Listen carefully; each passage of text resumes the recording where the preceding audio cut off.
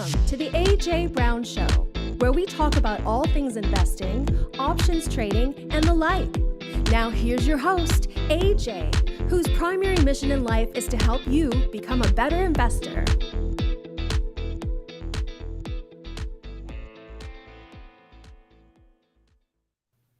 All right, ladies and gentlemen, welcome back to another episode of the AJ Brown Show. My name is Cyprian Francis. Today is June 9th, episode 84. And with me, as always, the main man of the hour, AJ Brown. Good morning, AJ. Hey, Cyprian Francis. How are you, man? Oh, man, it's been a somber week, right? It's been like a somber 2 or 3 weeks. The market's up a little bit. The market's going down a little bit. And once again, the chatter's about the Fed next week, right? Would you agree? Yeah, not only that, the Fed has taken kind of a quiet, usually there's talking a lot. The different Fed presidents give interviews. The week before a Fed meeting, they tend to go radio silent. And so that's happened. Plus, it just so happens that this aligns with that week every month where economic news is a little bit quiet. So people have been sitting, twiddling their thumbs. We did get some economic news, right? Yeah. And the one graph that stuck out to me, and we talked about it last week, was the VIX, right? The VIX just continues to go down, which means it's a calm market, right? Yeah, but it might be the calm before the storm, Sip, because in our volatility world, so we're looking at the VIX right here. In fact, let me recalibrate just ever so quickly the mean here. So sometimes it comes out of calibration. We'll put that back in, and then we'll come back into the last 3 months. Maybe we'll give our chart a little bit of color so that people who are looking at our video podcast today can see what's happening. So yeah, the VIX is low. It's not the lowest that it's ever been, but it's low compared to where it has been, and it's below that mean. In the volatility world, we have something called mean reversion. That means that the volatility likes to live around the mean, and if it goes too extreme, either in the confidence position, which is where it is now, or in the opposite, which is kind of the fearful position, it tends to then get pulled back. So we could get a correction in the VIX anytime soon. A lot of my traders are looking for that VIX hedging position, and they're waiting for that low to happen to place that trade. And so is the concept there buying the VIX because, like you're saying, there might be a breakout? So what you would do, I don't think there's going to be a breakout, but when there's a bottom forming in the VIX, a lot of times we'll place basically a debit spread on that, or even a credit spread. I don't like to use those very often, but in my hedging trade, that works. So I could place a credit spread that bottoms out, because the VIX, when it bottoms, it tends to bottom at a firm level. It's not going to go much lower in the near distant future. And then as I go up, I might even place for myself some sort of debit spread that I can use some of that credit that I made by selling that credit spread on the debit spread, and basically get for myself a break-even trade. Now, why would I want that? Because just like you said, if something happens unexpected and there is some fear in the market and that VIX shoots up, the VIX will shoot up above that debit spread threshold and wind up paying back big time. So we use that as kind of an insurance policy against our other portfolio, because if the VIX shoots up, it usually means a lot of our other trades then come to an end. So what is the expectation, right? If we're waiting whether something's going to be within expectations or not, is the expectation now that they're going to continue to raise, that they're going to pause, that they're going to cut? Well, that's a good question. So let's take a look at what investor sentiment is. So if we take a look at the CME FedWatch tool, it looks like almost 3/4 of the polled investors are believing that the Fed is going to take a break. And if you do take a look at just the few pieces of economic news that were released this week, we had factory orders back on Monday. We had the services index. So this group, that's this third-party group called the Institute of Supply Managers, they give a goods and a services index every month. So they gave their services. And remember, services has been that stickler. Services has been the one that hasn't seemed to been calming down over the last months, like wages and employment and durable goods or goods in general. They've been sort of like calming down and getting a little bit softer and softer, but services have been so strong. It turns out the services index this time around softened as well.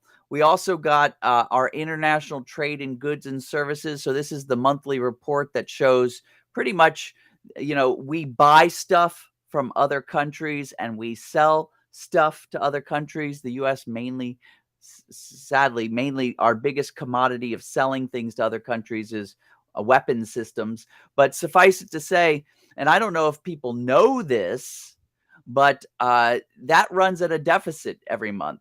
So every month, Americans tend to buy more stuff from other countries than we tend to sell to other countries. And we've been doing that, I mean, gosh, as long as I've been watching this indicator, which is over 20 years, to the tune of about $70 billion every month, if you can believe that. So $70 billion of goods that are imported versus the amount that were exported, which is why we sort of have this U.S. deficit that grows.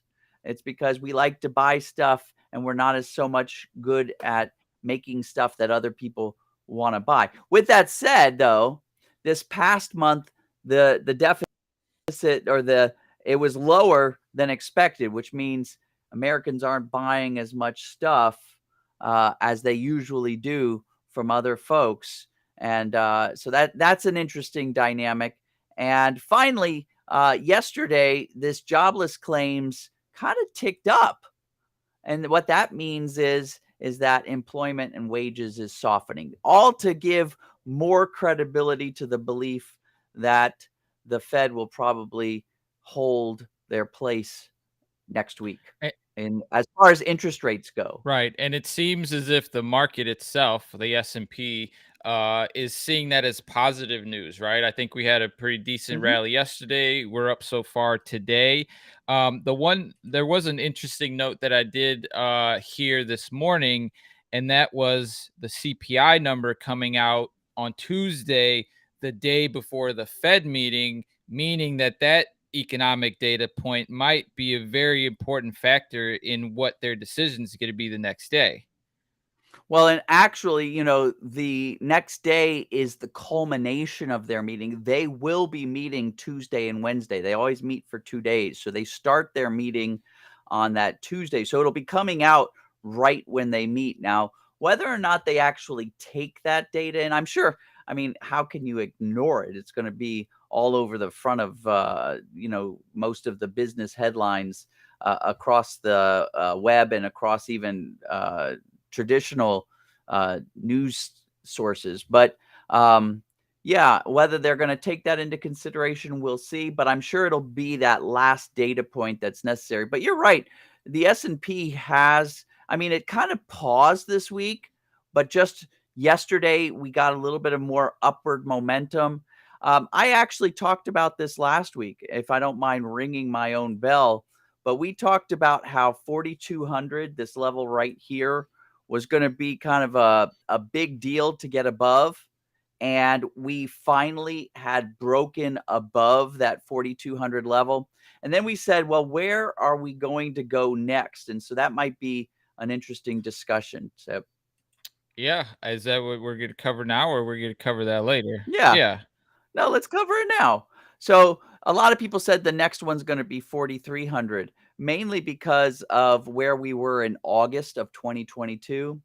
But my point is, there's accumulation and there's distribution in the markets. And so you get these folks who are buying. And of course, you get those people who are, they're maybe a little bit late to the game in August, and they're seeing everything's so exciting and they're buying just to have it sell off. And so this whole time, these folks at 4,300 have been nail biting, saying, oh my gosh, having regrets. Did I buy into the market? And now am I going to lose a whole bunch of money? So they're waiting. And you can imagine the beads of sweat on their head. And they finally get an opportunity at 4,300 again to get out of the market without having lost their shirt and being able to finally go back to their significant other, saying, hey, I almost got us into a lot of trouble last year, but hey, things are good. And of course, when they start selling, it creates a little bit of level of resistance. That's the same with any level of resistance. And we saw a lot of that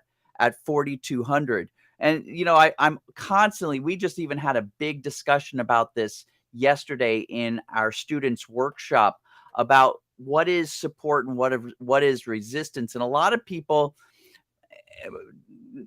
no slight to people's abilities to kind of wrap their head around support or resistance, they go to these extremes like 4,300, where, there was this one moment in time where some investors sold off, at that level, and they think that that's the level of resistance.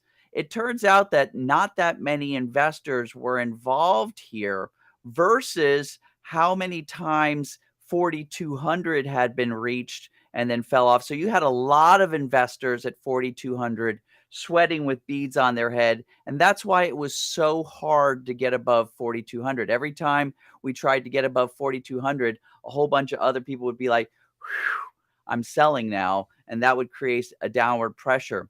So people were saying, well, 4,300, that must be the next level. And I said, no, it'll be maybe a minor level. And we saw like 4 days of trying to get above it. But today we're above it. And the reason why I said that is because you only had these few investors. In fact, if you look back a little bit further in time, I'm saying 4,600, because look at how many times price came up to 4,600 and then sold off. You've got all of these investors, 3 bouts of them, who kind of were losing their shirt. They've really been sweating a lot.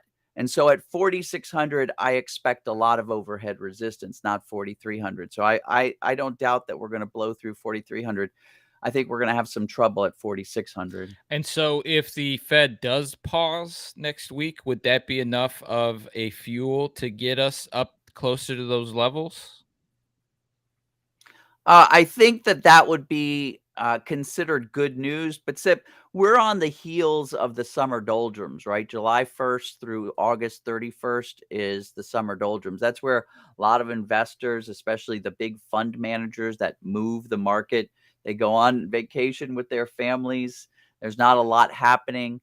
I mean, I heard that we've got a couple of IPOs, but for the most part, IPOs are quiet. The market's kind of in this wait and see phase to see if all these tactics that the Fed took during 2022 are going to sink in. And so I think that a lot of investors are just tired. And so I think that the summer doldrums this year will be summer doldrums. I don't know if we're going to hit 4,600 till probably the fall. I'd love to be pleasantly surprised. Yeah, well, the market certainly is showing some doldrums this week with the up and down action. Probably low on the volume side too. I know that that's something that we talked about last week, but it certainly would give a little bit more insight there. I don't know. You want to pull it up? I'm just pulling up some volume, and volume seems to be a little bit. Let's go ahead and throw just a quick study on here. I'll put my fast MACD study, and we can see a look at the volume average. Yeah, volume's definitely not exciting these days. All right. Well, we're definitely going to keep an eye on it. Fortunately for us, the show is on a Friday. So by next week's show, we'll probably have a lot more drama, a lot more insight, a lot more chatter to look at. All right. Let's keep the show going. As always, folks, this is a live show. AJ, the Trading Trainer crew, has been teaching investing, trading, options trading for over 20 years now, almost 20 years, over 20. Did we cross the 20-year mark? We will cross the 20-year mark in August is when Trading Trainer was originally formed. Okay, so almost 20 years AJ's been teaching and educating people of a variety of levels. His strategies these strategies using options to take advantage of the markets. And one of the great things about trading options is you can take advantage of options when markets are moving sideways, when they're moving up, when they're moving down, when they're moving too much, when they're not moving at all. That's the tool, that's the strategy, and that's what AJ teaches you in his free daily workshop. So we've got a link to that in the chat. So if you haven't checked it out, head on over there and check it out. We've got some more of the show coming up. AJ's got his pick of the week. We've got a speed round. We've got an interesting trending topic for the week. So we're going to go ahead and take a break. We'll be back in a few seconds and we'll dig into that trending topic. Yep. I get it. You're afraid of trading in the markets. Guess what? I've got your answer. I've got 4 strategies I'm going to give you along with the tools to make it super easy. I'm going right home, giving you the webinar. I need you to sign up below and meet me in a few minutes.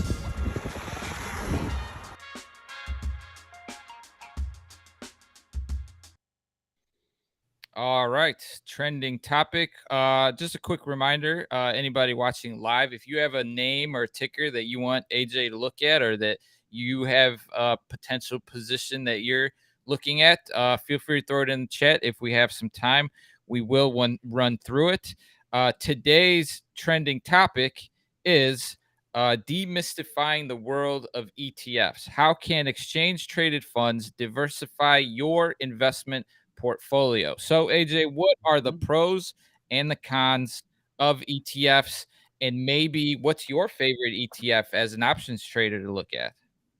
Yeah, well, so ETFs, exchange traded funds, just in case folks don't know about them, or know, everybody's heard of them, but do you really know what they are? So mutual funds, we know what mutual funds are. You've got a manager behind a portfolio.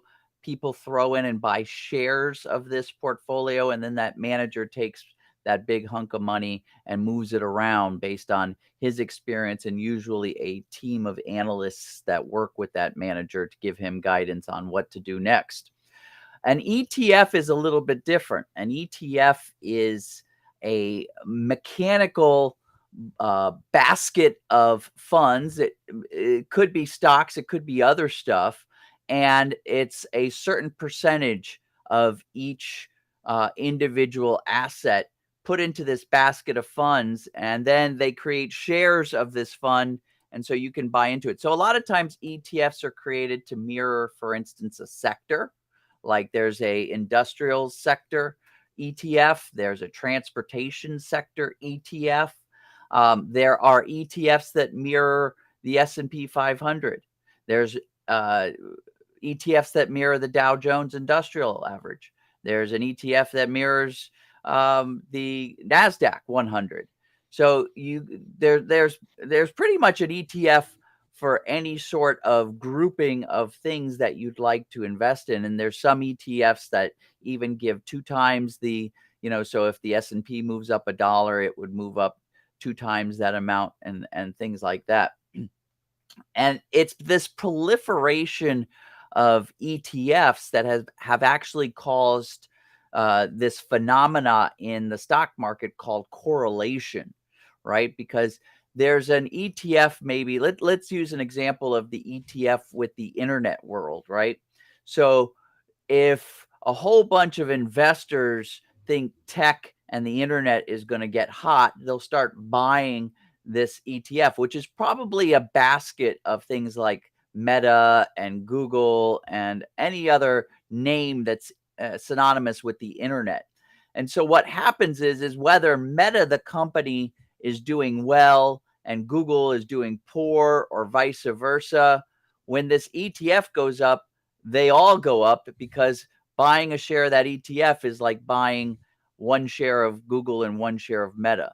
So you get this correlation. So you kind of move the stock and its movement, price action movement, farther away from how the actual company is doing. So for diversification, people love ETFs, because now a stock like Meta could go in the toilet, but if the rest of the internet companies are doing well and you're invested in the internet ETF, you're not going to get kablooied, hammered by Meta going into the toilet.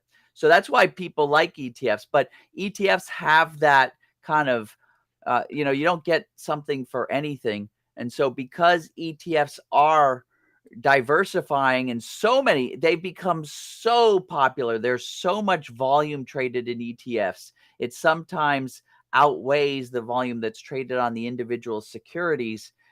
Because you're getting that diversification, you're starting to actually make the market move in ways where the being able to analyze an individual company or security becomes problematic. It becomes a little bit more separated. So we have to take into consideration this correlation effect.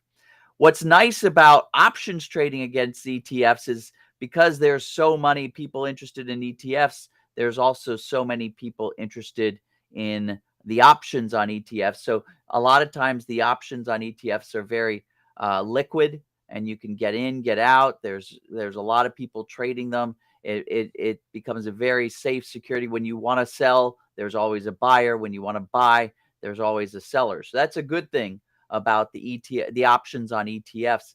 One of the bad things, though, is because there's nothing traceable, and this is one of the reasons why I'm not a fan of investing using ETFs, nor am I a fan of the options on ETFs. It's because there's nothing to track what the ETF is. There's no way to get an idea of the ETF's movement besides looking at hearsay, besides looking at what's happening in the media, right? The transportation stocks tend to go up when there's something in the media, or they tend to go down when there's something in the media. There's no like fundamentals I can look at to get an idea as to whether or not the asset that I'm about to sell options on is a solid asset.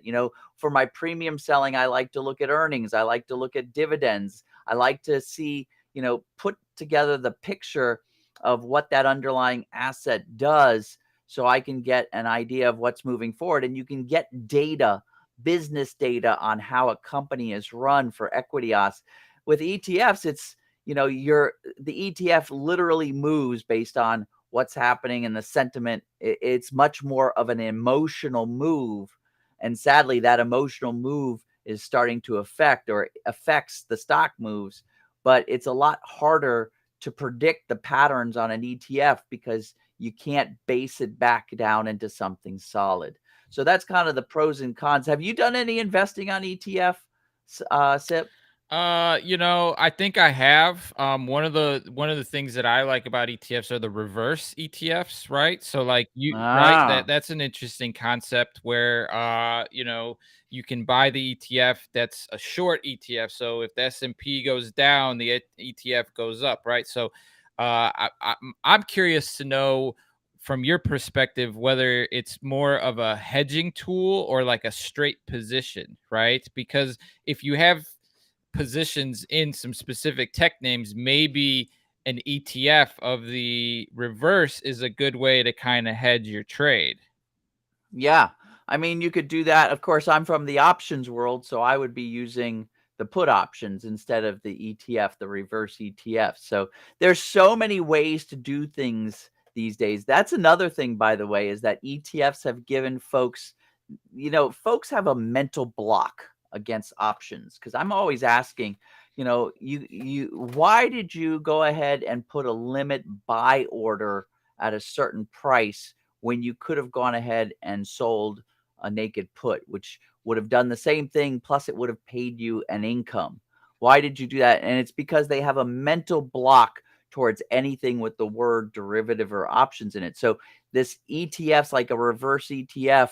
It gives them the ability to kind of wrap their head around something that moves opposite the market without having to touch this taboo topic of derivatives that I live in, right?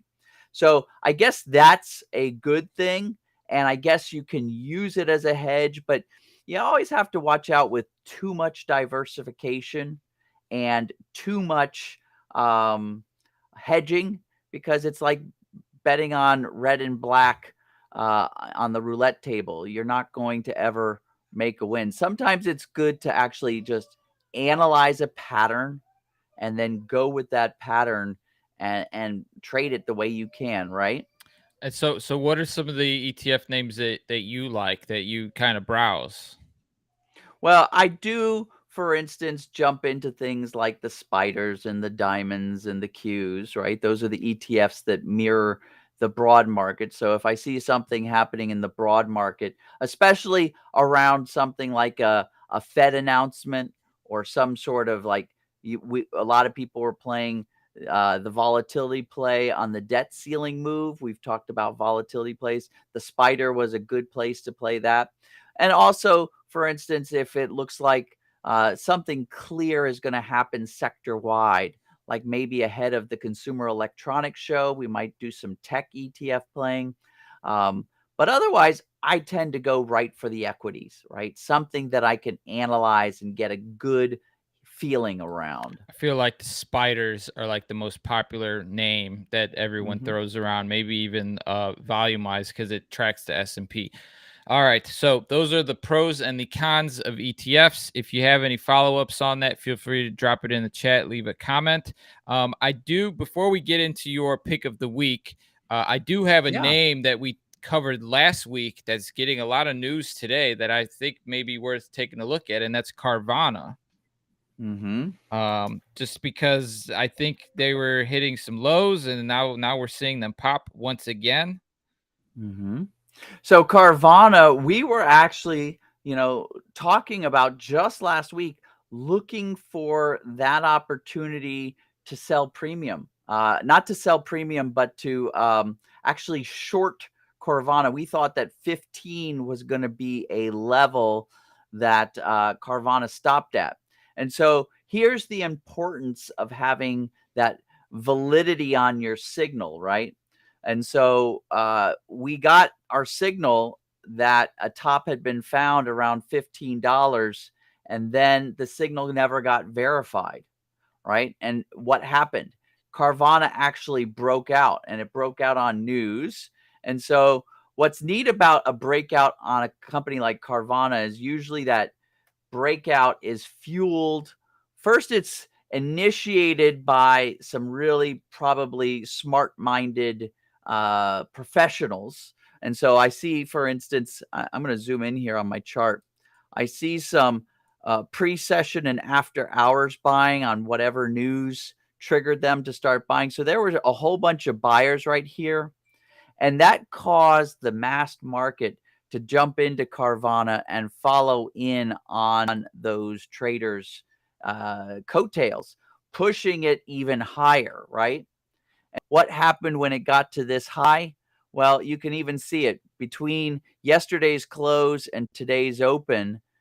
Those people who probably initiated the accumulation on Carvana, they're they're selling at that high. So it's usually these first responders who are doing really well, and the folks who are behind the ball, they're already losing money. So it's interesting when you have a stock like Carvana that's been questionable.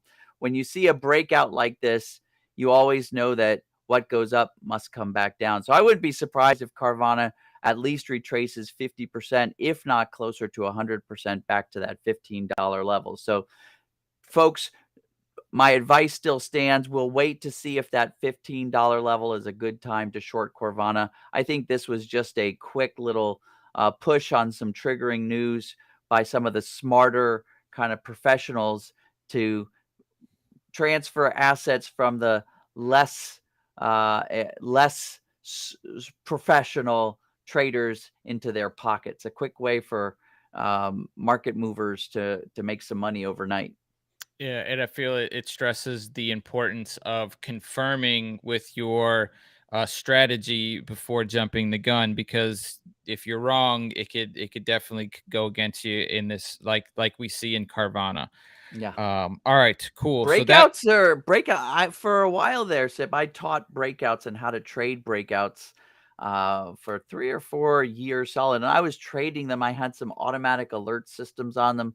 They're tough, man. You have to be split second and get in there and then get back out as soon as you get, like, we were using some really high intensity calculus in order to figure out the perfect timing to get in and get out. And you really needed to have a bot doing your trading.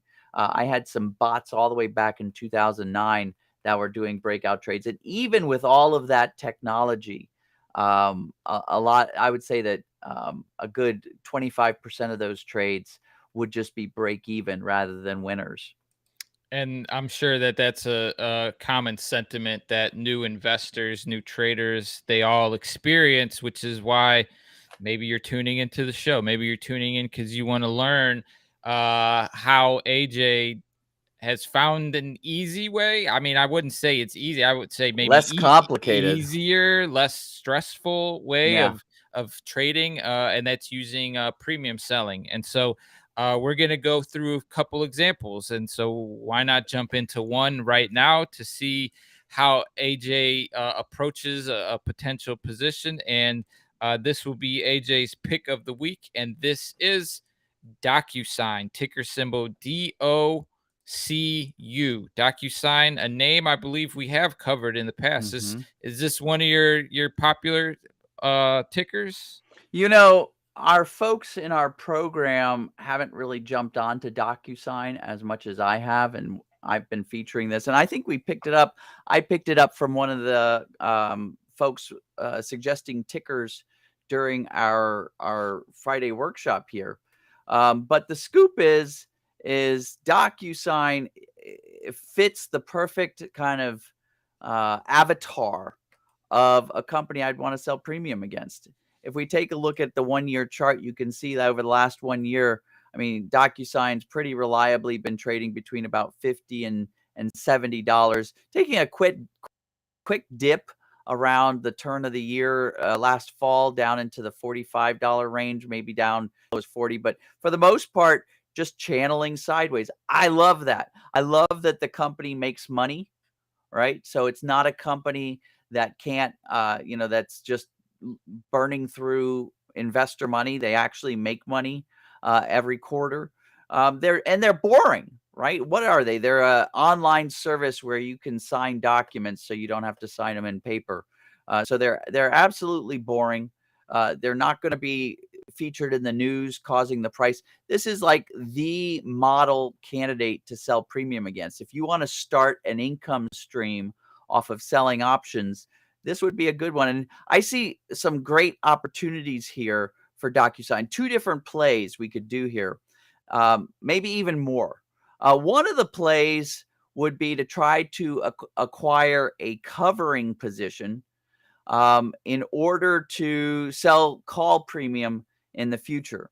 So what does that mean? Well, I think we're a little bit late. We got these signals all the way back in the beginning of May that would have told us to actually either buy the stock or buy a back month deep in the money call option so that we could sell call premium in the future. So that boat has sailed, but what's another way to acquire a stock at a low price? And don't tell me limit buy order, because I'm going to, for all those folks who have been watching us for the past weeks, you know that that's my Achilles heel. I'll try to strangle a sucker who says something like that. No, you're going to sell some put options, right? Because what are put options? Put options are the agreement that you will buy a stock at a given price anytime between now and the expiration date of our agreement. So you're going to agree. It's basically like placing a good till this date limit order. But guess what? By accepting that agreement, so say for instance, I decide that I'll agree to buy some DocuSign down here at 52.50, right? And let's say that I'll do that until June 19th. So let's look it up. So if I go to the June 19th expiration, June 16th, I'm sorry, and I say I'm willing to pay, let's just say 52.50 is what we were talking about. So now I've got an order placed where I will pay 52.50, not a penny more, for this stock if you decide to sell it, if I get my order filled between now and June 16th, and no matter what, I'm going to get 46 cents per share, right? That's such a better way to buy stock because number one, I'm guaranteed the buy price if the order goes through. So it's even better than a limit order because it's guaranteeing the 52.50 buy price and whether the order goes through or not, I'm going to make some money. I'm going to make close to 50 cents a share. So why wouldn't I do a trade like that? Why would I ever do a limit buy order at a certain price when instead, because people are like, well, I'll do a limit buy order good until this upcoming Friday. Well, by selling a put option, I could do basically a limit buy order guaranteeing my buy price at 52.50 good until not this Friday, next Friday, although I could use weekly options so I could pick any Friday. And no matter whether the order goes through or not, I'll get paid. So let's do that now. Let's go ahead and see if we can buy, pick a price, $50, $52.50, put some limit order, and if you're new to this strategy, do it in your paper log first. But let's sell some put premium and lock in that buy price. Make sure you have the 52.50 per share and make sure you understand that options are sold in lots of 100. So you need $5,250 if you're going to do the 52.50 buy price. But that's a way to acquire the stock. And then we're that much closer because now as we would be ready at that lower price to sell some put premium when the next time this gets closer to the 67.50 or 70. I said put premium, I meant call premium. So that's my first play. My second play is to be patient and do let this thing top out. And then we have the opportunity to play the position in reverse. We could short DocuSign, or instead of shorting DocuSign, we could buy a deep in the money, far out in time put option on DocuSign, and then we would be set up for selling put premium in the future. So either way, I think that DocuSign is that modeling asset, and that's why I wanted to feature it today. They just had earnings. Let's see. This was after market closed on, yesterday. That's probably why we're seeing some of the price action today. We had a pop-up on open, and then the investors brought it right back down to where it was at 57.50. So yeah, I think there's opportunities here on DocuSign. All right, that's DocuSign, AJ's pick of the week. Moving on, we've got a couple of other tickers that have been brought up to us during the week, and so we'll get AJ's take on whether he likes it, he doesn't like it, whether there's an opportunity.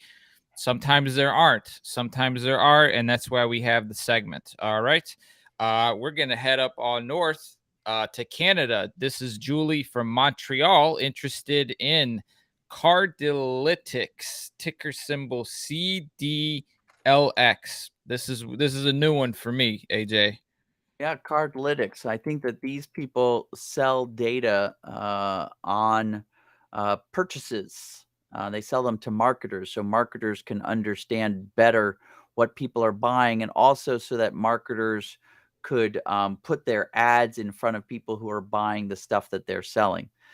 So that's Cardlytics. By the way, I wonder up in Montreal, down here in Washington, D.C., our skies are brown, and we keep getting advisories that we're not allowed to be outside because of all the smoke in the air, and it's coming from Quebec. It's coming from you guys having forest fires, so I hope you put those fires out soon. My little one wants to go out and go to the neighborhood swimming pool. I like Cardlytics because it's cheap. It's not cheap. It's inexpensive. The share price is at $5.44 a share. Let's take a look at the option activity. So I always like to look at the option that's between 3 and 6 months out. This is a good option for using if you're doing a directional trade. It's also a great protective option. That's the expiration date. It's trading every $2.50. So there's not as much granularity with our options to kind of construct some neat strategies. Let's take a look. If we were to do a $5, that would work. And a $7.50. Actually, we could probably make that work with a 5 and a 750. If we had it trading every dollar, going one at 9, one at 8, one at 7, one at 6, we would be able to really tune our option strategy around selling premium. But right now, I think we could do something, seeing as how it's hovering above that $5 level. So here's my only concern, and that is we have about 3 weeks of consolidation, which sometimes leads to a breakout. As we see here, we had this breakout that went up for about 2 or 3 weeks here. But otherwise, I really do think that there's something to be done here. This is a new stock for me as well, but I'm glad that you sent it in. Cardlytics has been stuck in this zone since about November of 2022. Yeah, I would wait to make sure that this consolidation doesn't result in a breakout. I'd like to see this start to move up in a controlled manner, maybe getting out the $6.50 zone. And if that's the case, maybe a small trade. I would want to reduce my risk on this. So I would only want to dabble right now, or even just paper trade it, and buy some Cardlytics, having the full on thought that I would then sell premium, probably that either 10 or even 750 premium when it got a little bit higher in price. So yeah, kind of a experimental trade. I think I'd probably paper trade this a little bit and see how those trades worked out before I would put real money in this. But looks like there's the underpinnings of something here. Interesting pick. Hey, some are better than others, and that's why we bring them up, and that's why we look at them. Thank you, Julie. Moving on to another name that I think's been getting some chatter this week. This is Kevin in Austin, Texas. Curious about Square, ticker symbol SQ, with a lot of that crypto chatter, in that they're starting to hamper down on some of these exchanges even more. And Square has a lot of crypto components these days as well. Well, I'm just looking at the technicals. I like that Square makes money. So I'm looking at the different earnings, no negatives in the last 4 earnings cycles. I like that Square's in a sideways channel. It's a little bit on the expensive side, which means you've got to watch out for risk. I like it. Let's look at the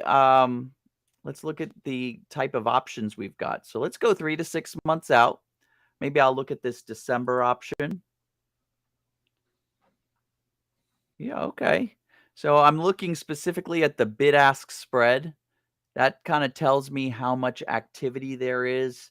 I'm looking at both the call and the put side. This bid-ask spread is not too large. That means that there's a lot of people in there buying and selling the options. The options are trading about every $2.50.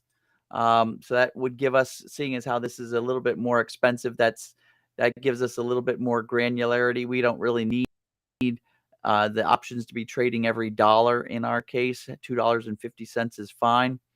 And I see clear support, right? And I see pretty clear resistance. And I see that I'm on my way up. What I would do here with Square is I think I would do the same thing that I talked about doing with DocuSign. I feel like I've missed my opportunity to just buy Square stock to sell call premium against already, or missed my opportunity to buy some back month deep in the money calls that I could then sell call premium against. All of those are initial covering positions so that in the future I could start creating an income engine off of this. But I think that if I wanted to try to buy some stock at a good price, that whole selling cash secured or selling naked puts, 2 different names for the same thing, and locking in a buy price around this 60 or even this 57.50 price and collecting premiums. So if the trade doesn't go through, fine, I'm collecting premiums anyway. So I think that would be what I would be doing on Square right now. And again, if it's new to you and you haven't had any experience with a trade on Square or with these strategies, we always say, get your chops sharpened by doing some paper trading. All right, so that's our tech name, or I like Square. Yeah, that's our tech name of the week, Tech Crypto. All right, moving on. That was Kevin. Thank you, Kevin from Texas. We're gonna head back north, except more to the west side. This is Laura in Vancouver, Canada, interested in a name that we've covered in the past, and that's Beyond Meat, ticker symbol BYND. So Beyond Meat, I like their burgers actually. Let's zoom in a little bit. Trading between about $10 and $20. Looks like it's bottoming here. The volume is a weird picture, isn't it?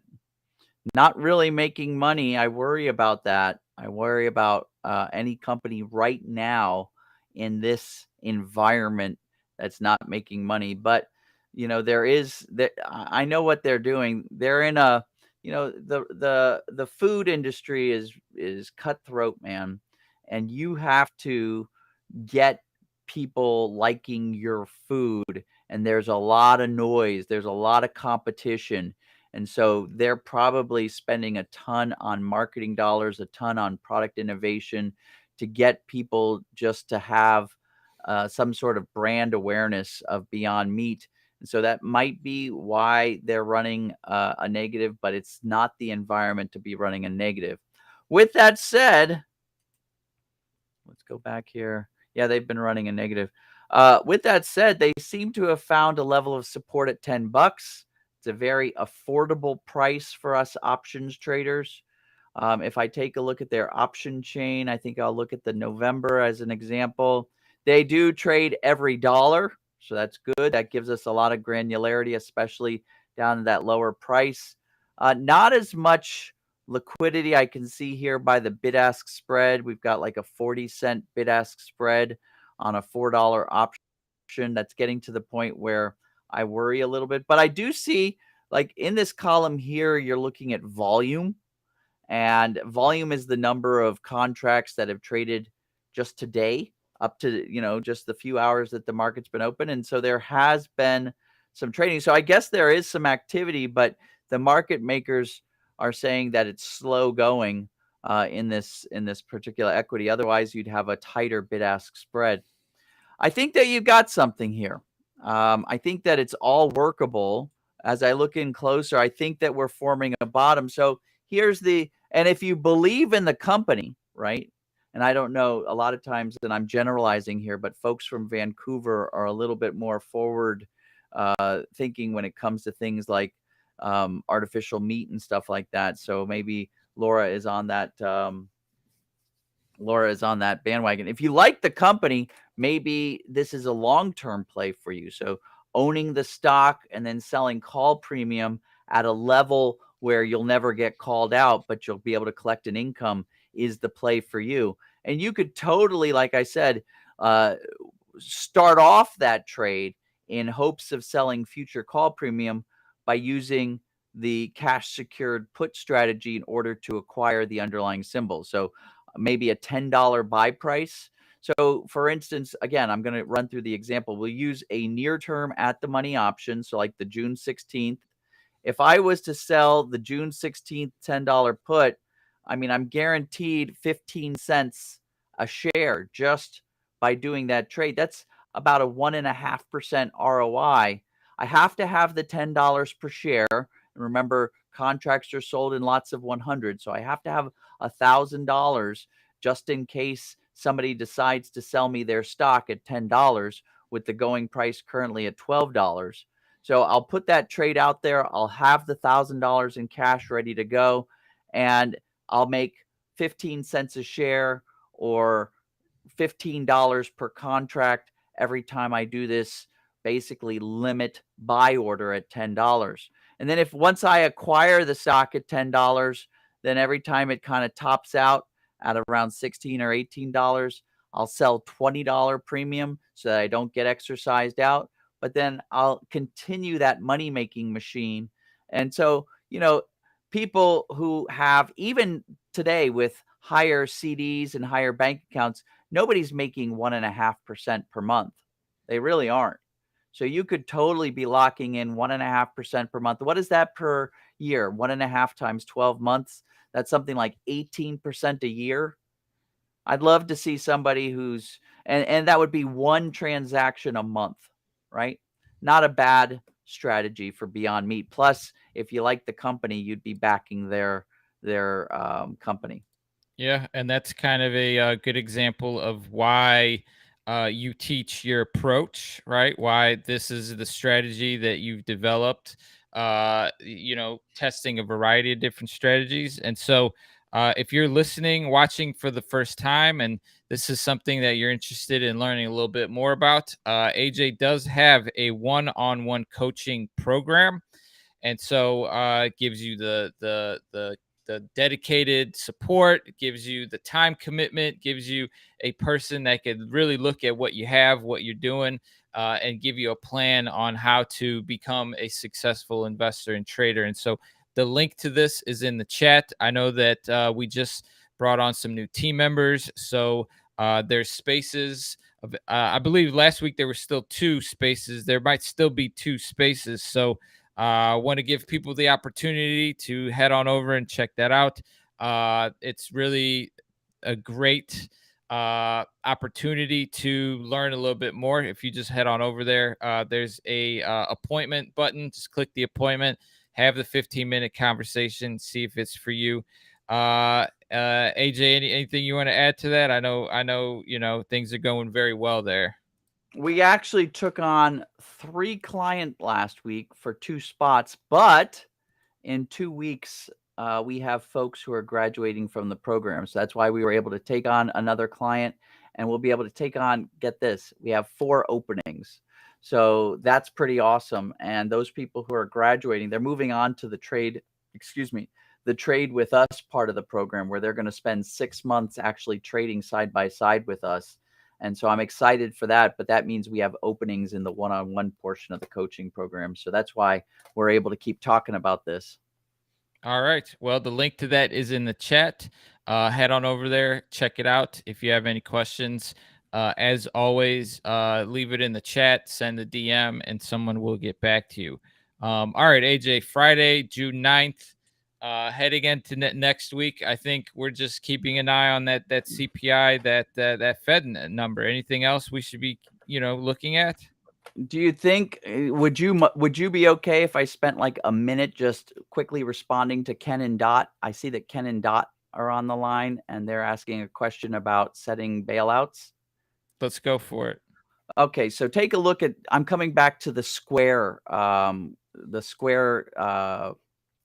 example. The Square example came from Kevin from Austin, right? And so here's the scoop.